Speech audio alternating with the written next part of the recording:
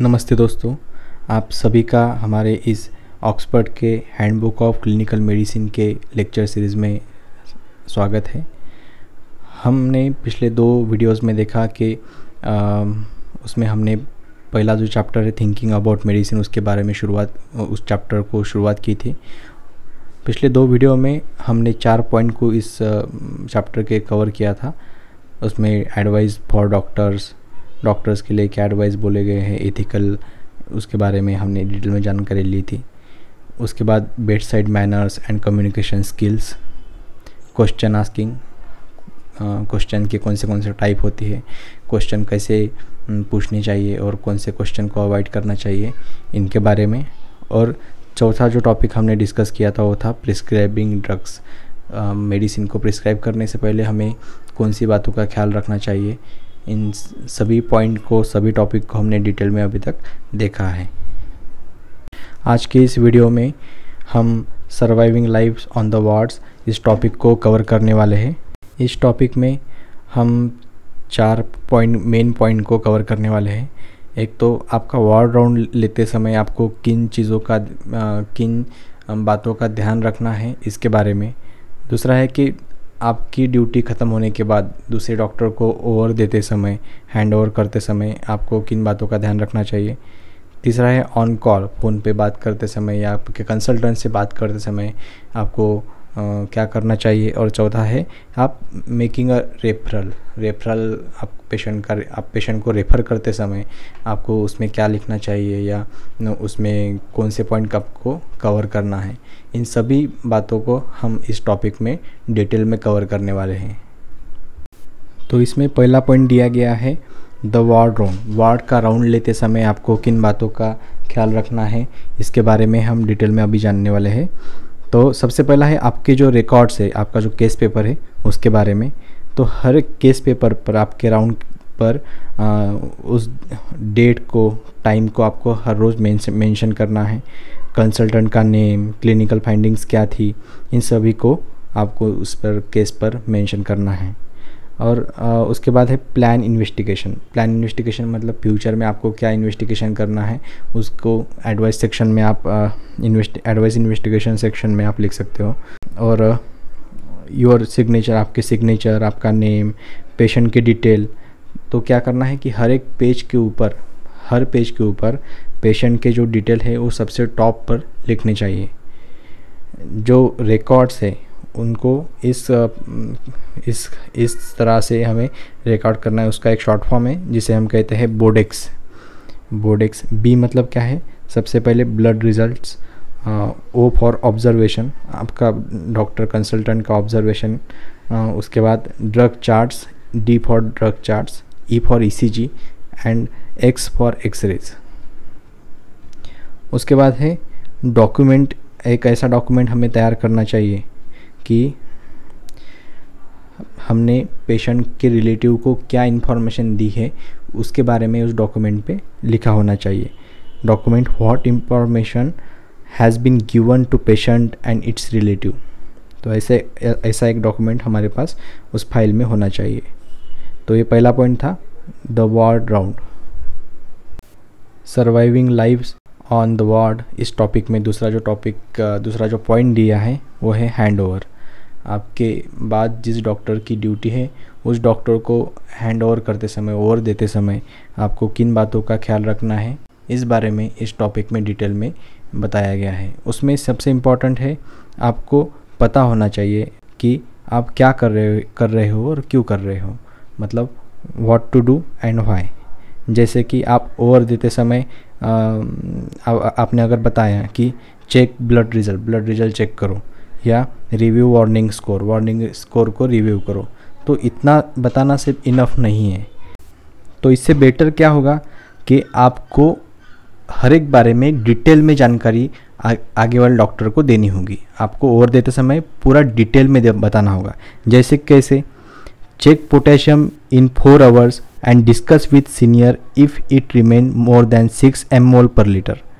मतलब आपको ऐसे डिटेल में बताना होगा कि पोटेशियम को 4 घंटे में चेक करो और अगर ये 6 mol के ऊपर रहता है तो आपके सीनियर से, आपके कंसल्टेंट से डिस्कशन करना है। इसमें तीसरा पॉइंट दिया गया है ऑन कॉल। आप जब भी कॉल पे होंगे, राउंड पे अगर आप हैं, तो आपको क्या करना चाहिए, सबसे पहले तो आपके नोट्स जो है अच्छे से लिख लेना चाहिए। उसके बाद अगर पेशेंट सीरियस कंडीशन में है तो आपका जो ABCDE अप्रोच है, जिसके बारे में हम बाद में डिटेल में जानकारी लेने वाले हैं, जिसका मतलब होता है एयरवे, ब्रीदिंग, सर्कुलेशन, डिसेबिलिटी, इसका फुल फॉर्म है। तो उसके बारे में बाद में ही जानकारी लेंगे, लेकिन इस अप्रोच को आपको पता होना चाहिए। प्रायोरिटाइज करना चाहिए आपको, क्या करना है क्या नहीं करना है, इसके बारे में आपको प्रायोरिटाइज करना चाहिए।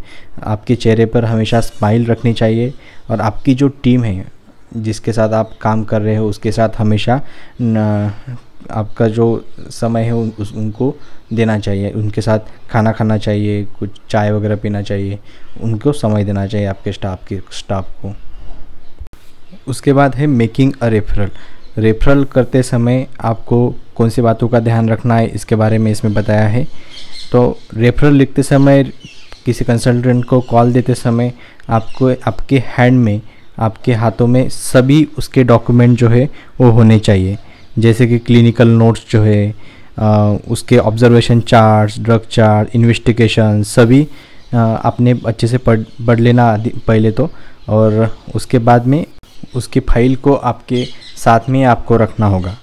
तो रेफ़र करते समय किस फॉर्मेट में हमें रेफ़र देना है, तो उसका एक शॉर्ट फॉर्म बनाया गया है जिसे हम SBAR कहते हैं। एस का मतलब होता है सिचुएशन, तो पेशेंट की डिटेल जो है, पेशेंट का नाम, आप कौन बात कर रहे हैं, इन सभी के बारे में इसमें आ जाता है।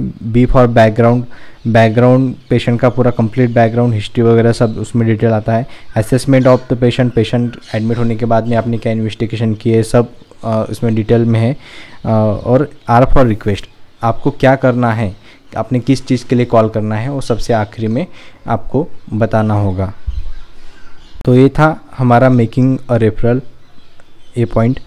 तो हमने जो टॉपिक शुरू किया था surviving life on the wards, ये जो मेन टॉपिक है इसको हमने अभी कवर किया है, जिसमें हमने 4 पॉइंट देखे हैं। द वार्ड राउंड, उसके बाद में हैंड ओवर कैसे करना है, ऑन कॉल पर होते समय आपको किन चीज़ों का ख्याल रखना है, उसके बाद मेकिंग अ रेफरल करते समय या कॉल देते समय आपको क्या करना होगा। इन सभी 4 ही पॉइंट को हमने अभी डिटेल में देखा है।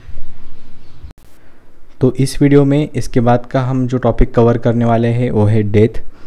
तो डेथ में सबसे पहले डेथ की डायग्नोसिस कैसे करते हैं वो देखेंगे।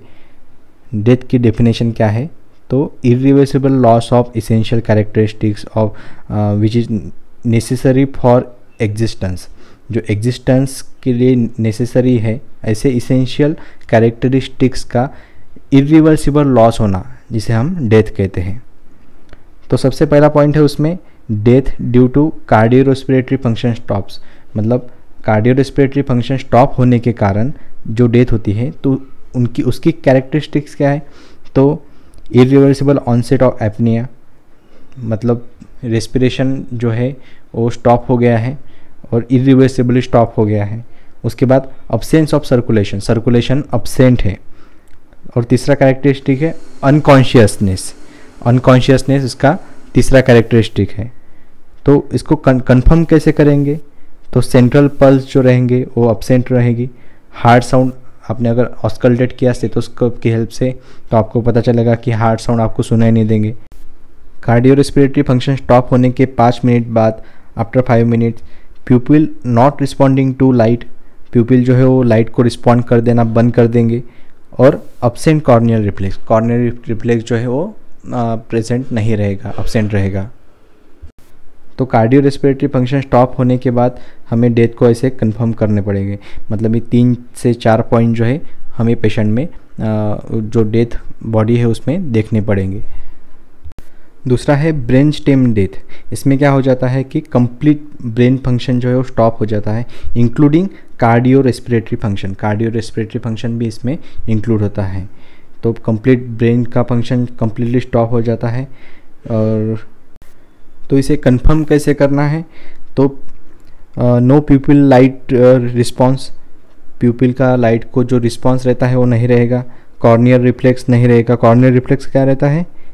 तो ब्लिंक टू टच, मतलब जब आप कॉर्निया को टच करने जाते हैं तो आंखें जो है वो ब्लिंक कर लेती हैं, तो कॉर्नियल रिफ्लेक्स भी यहाँ पे अब्सेंट रहेगा। Absent of oculo vestibular reflex. Oculo vestibular reflex मतलब क्या होता है कि आइस कोल्ड वाटर अगर एक्सटर्नल ऑडिटरी मीटर्स कान में अगर इंजेक्ट कर दे तो आँखों की मूवमेंट नहीं होगी, जिसे हम ऑक्यूलो वेस्टिबुलर रिफ्लेक्स कहेंगे। और ये डेथ में, ब्रेन स्टेम डेथ में अब्सेंट रहेगा। और नो रेस्पिरेशन इसमें अब्सेंट रहेगा। तो आज की इस वीडियो में बस इतना ही, क्योंकि 10 मिनट पूरे हो गए हैं। आज की इस वीडियो में हमने 2 टॉपिक को कवर किया है, surviving life on the ward and death और सर्वाइविंग जो वार्ड में हमें क्या करना है इसके बारे में इस दोनों टॉपिक को हमने कवर किया है। तो अगर आपको ये वीडियो अच्छा लग रहा होगा तो इस वीडियो को लाइक कीजिए, इस सीरीज़ को सब्सक्राइब करने के लिए मेरे इस चैनल को सब्सक्राइब कीजिए और आपके फ्रेंड्स के साथ, आपके कलीग के साथ इस वीडियो को ज़्यादा से ज़्यादा शेयर कीजिए। Thank you.